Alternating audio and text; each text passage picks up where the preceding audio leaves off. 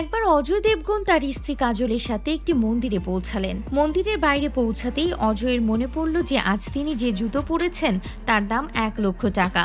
মন্দিরে প্রবেশের আগে জুতো বাইরে খুলতে হলো, কিন্তু অজয়ের ভয় ছিল জুতো চুরি না হয়ে যায়। তিনি ভাবলেন মন্দিরের বাইরে বসে থাকা ভিক্ষুককে এই জুতোটা দিয়ে দিই না কেন, ফিরে এলে নিয়ে নেব।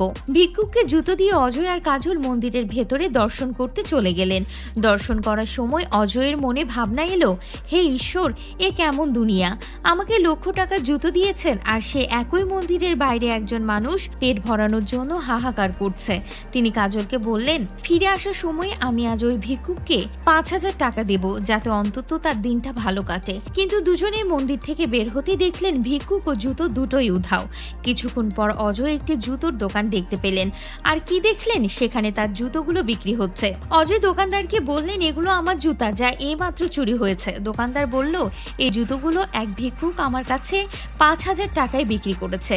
অজয় জুতো ফেরত নিয়ে কাজলকে বললেন, দেখলে, আমি তো তাকে সততার সাথে 5,000 টাকা দিতে চেয়েছিলাম, কিন্তু মানুষের ক্ষুধা ও লোভ তাকে সঠিক পথ থেকে বিপদগামী করে দেয়।